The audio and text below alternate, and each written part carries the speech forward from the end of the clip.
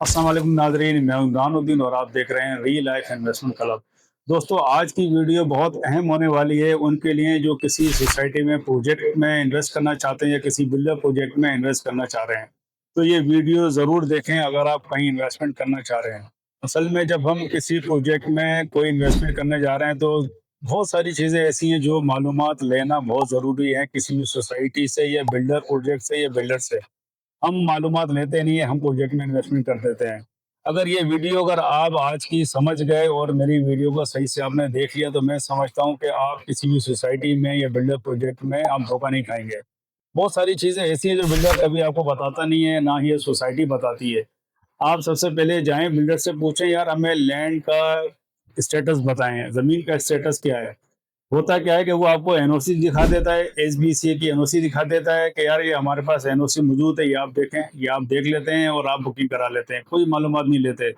याद रखें, फ्रॉड इस तरह होता है, जब आप किसी प्रोजेक्ट में जाते हैं वो कहता है हमारी ज़मीन लीगल है, ये इसका एनओसी हमारे पास मौजूद है।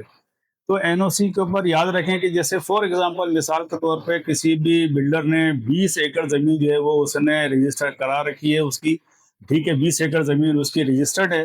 अक्सर फ्रॉड होता कहाँ है? असल ये चीज़ ये समझने की है कि जब वो 20 एकड़ का आपके पास एनओसी दिखा देता है, तो वो 40 एकड़ के ऊपर वो ज़मीन को वो सेल आउट कर रहा होता है।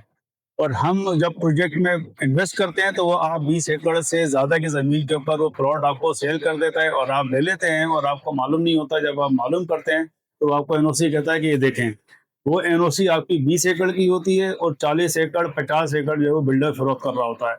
तो वो हम खरीद लेते हैं और वो हमें सस्ती मिल जाती है, क्योंकि वो बाद में ना लीज होगी, क्योंकि वो तो ज़मीन आपकी एकड़ जो है वो एनओसी उसकी मौजूद ही नहीं है। तो वहाँ पर हम उस लिटिगेशन में आ जाते हैं, फंस जाते हैं। बाद में फिर ना वो जगह लीज होती है, ना हमें कोई चीज़ वहाँ पे मिल सकती है, क्योंकि वो जगह लीज ही नहीं आती।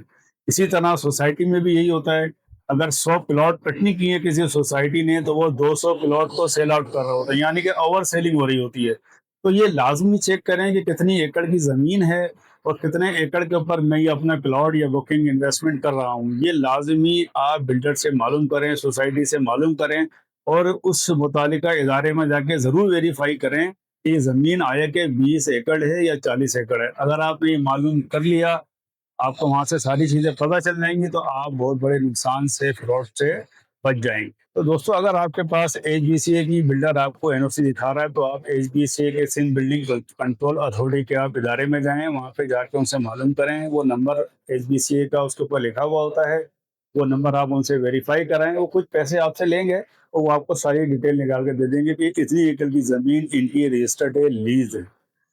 तो कहीं भी किसी सोसाइटी की है तो सोसाइटी के दफ्तर आप जाएँगे, वहाँ पे हेड ऑफिस में, वहाँ पे मालूम करेंगे ये कितने एकड़ की ज़मीन है, तो वहाँ से सारा रिकॉर्ड आपके पास आ जाएगा। जब आपके पास रिकॉर्ड आ जाएगा तो आपको अल्हम्दुलिल्लाह इंशाअल्लाह वो आपको सारी चीज़ें आपके सामने आ जाएंगी और बहुत बड़े आप फ्रॉड से, नुकसान से बच जाएँगे। अच्छा दोस्तों, ये वीडियो बनाने का मकसद सिर्फ़ यही है कि आपकी रहनुमाई हो सके और आपको बहुत बड़े नुकसान से, आप इन्वेस्टमेंट कर रहे हैं तो उससे बच सकें।